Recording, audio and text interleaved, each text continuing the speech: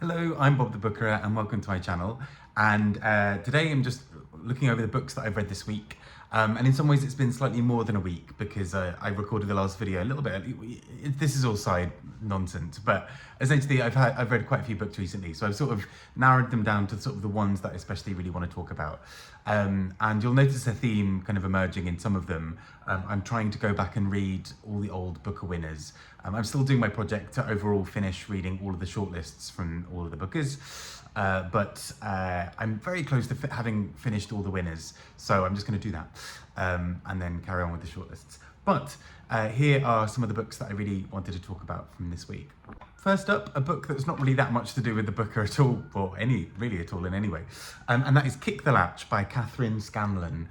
And this is an indie book that I just heard a couple of people talking about and thought sounded really interesting. It's also an incredibly quick read because, as you'll sort of see, so many of the pages are sort of half pages or blank pages or whatever. Anyway, this is from Dawn Press, a sort of indie, a sort of small press, and it's quite a bizarre book in many ways. So the book comes from a set of interviews that the author Kathryn Scanlon had with a woman called Sonia, who is the one who sort of trained up these horses and various other things. And she then Kathryn Scanlon then transcribes these and turns it into a book that is sort of a novel, but reads in many ways sort of also like non-fiction. So it's a really bizarre book in many ways as you're going through it, because it's quite difficult at times to know how you're going to approach this book. It very much reads as a novel at times, and at other times feels almost like a non-fiction book talking about the process of riding horses or training horses or looking after horses. But it's surprisingly powerful in its spareness. So it will, there'll be a short half-page or page-long chapter talking about the best way to reduce the amount of weight that is on top of a horse, or the best way to make sure that you're looking after a horse in a certain way, or what jockeys think about when they're racing.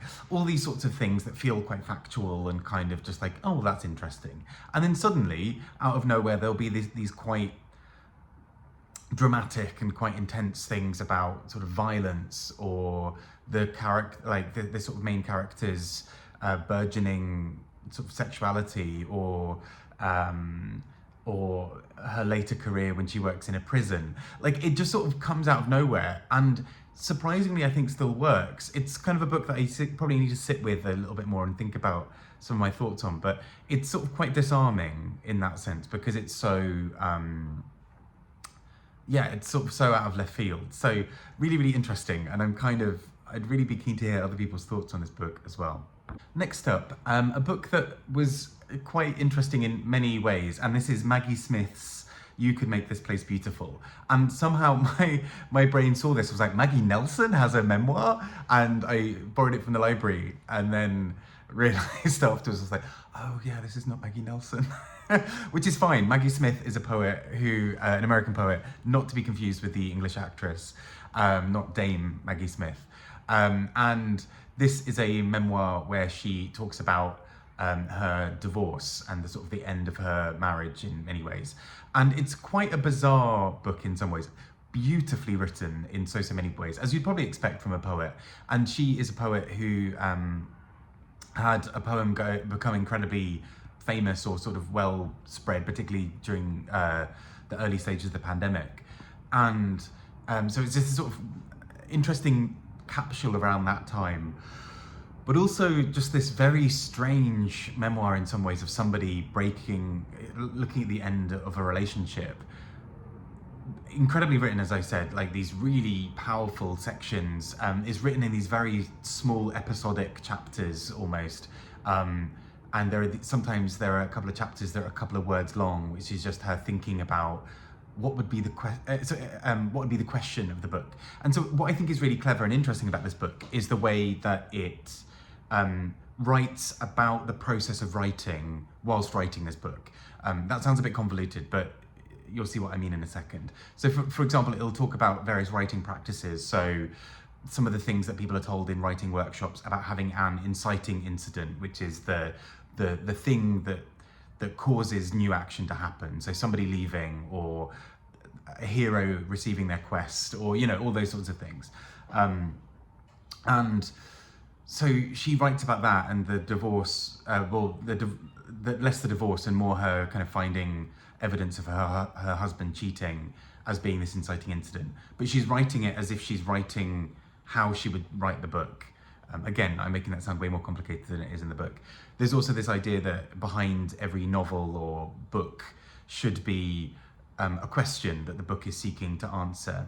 And she talks about this as well, and several chapters involve her coming back to this and being like, well, if my book had a question, what would the question be? Would the question just be, how do you heal? Would the question be, why? Would all these other things.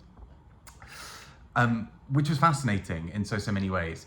My main drawback, I think, with this book, and I still think it's really fascinating and interesting and worth reading in many ways, the slightly frustrating thing is she sort of holds the reader at arm's length in a way that she could have just not.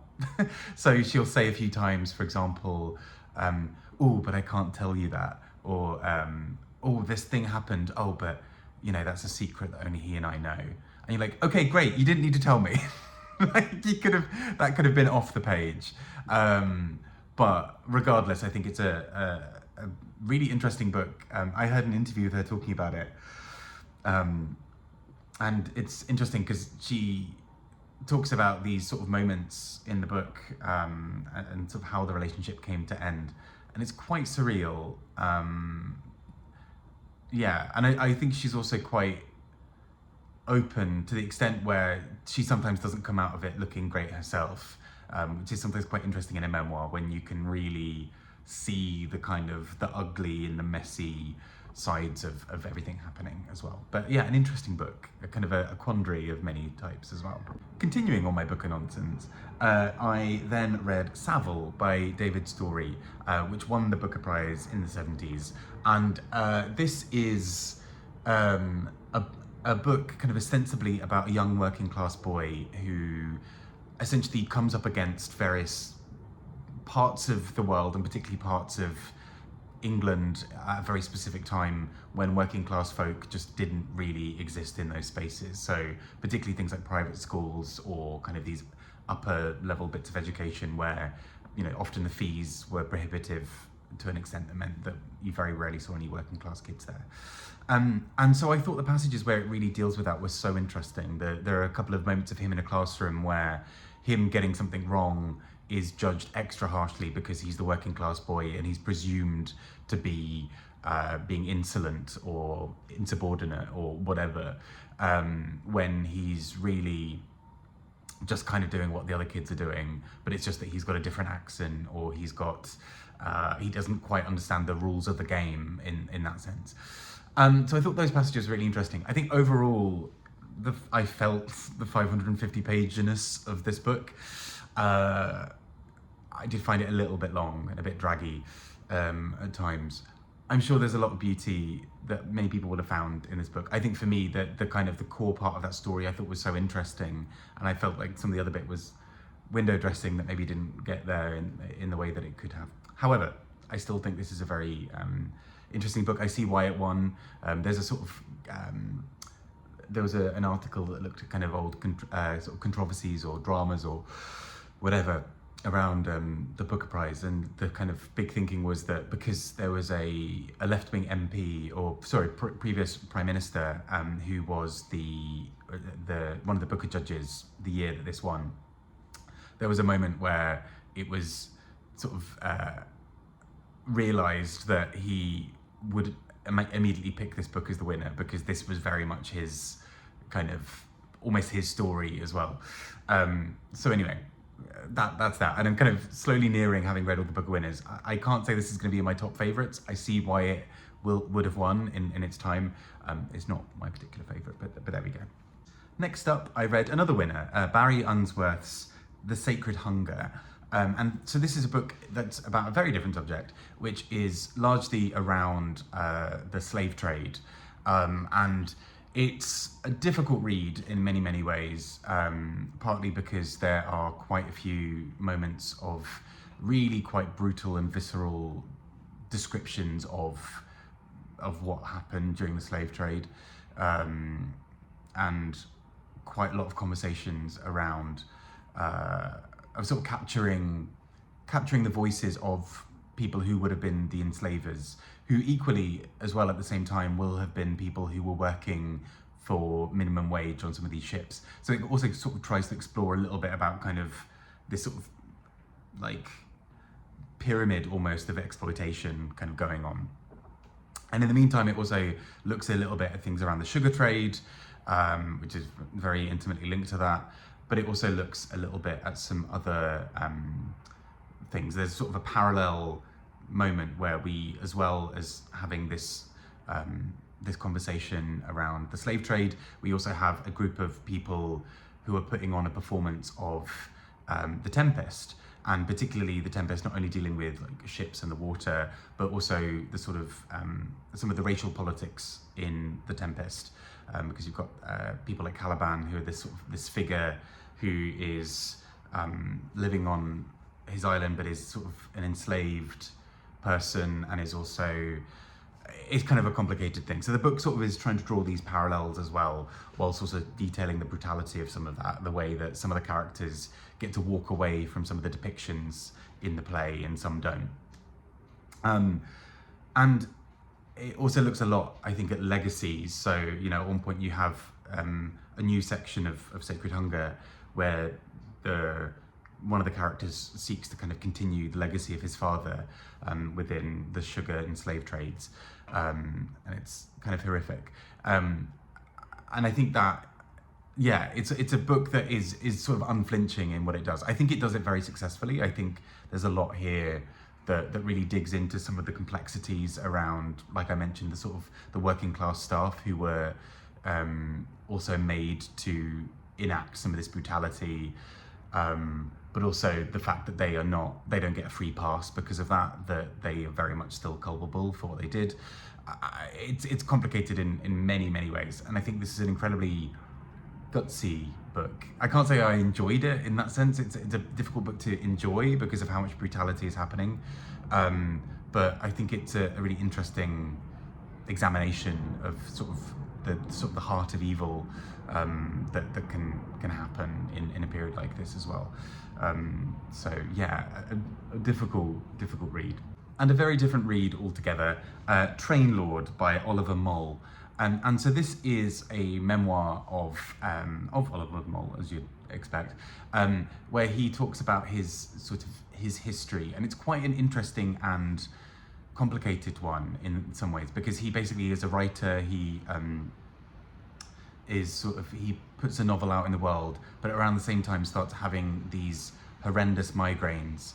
And migraines in some ways doesn't do justice to what this does to him. These are debilitating, these knock him out. And he spends this year basically, or I think around 8 months or thereabouts, where he can't read, he can't really focus on anything. And so he has these kind of quandaries in his mind. He's a writer, but he can't write, he can't read, because it all causes him too much pain, he can't work. And so all of these sort of things become quite complicated, and all of that's him trying to put together things to read and write. At the same time, he also talks about his work having been on a train as a sort of conductor kind of figure, and hence the title of this book. And he sort of chronicles to some degree all the people he meets along the way, and it's sort of fascinating for how it sort of works on both levels. It's a writer writing about writing, and it's also a writer who has a job that is entirely not writing for a while, and sort of looking at his life through both of them. There are some passages of this book that I just think are glorious in the way that they capture the pain of what he was going through. The text almost breaks at times, and we get this not necessarily stream of consciousness, but this very fast, rapid-paced writing that sort of is meant to summarize almost this kind of panic in his head from everything he's going through. It's a really interesting and brutal depiction, but also really interesting in how he handles it, often with humor or with a really clever insight. So I think it's a very interesting book on several levels, really. And those are the books that I've read this week. It's been, I've read a few others, which I'll pepper into some other reviews at some point, partly because some of them are other Booker books, some of them are books I want to talk about elsewhere as well. But otherwise, this video may be like half an hour long. But anyway, I've been Bod Booker talking about the books I've read this week. I hope you're having a really good reading week. Take care and speak to you all soon. Bye bye.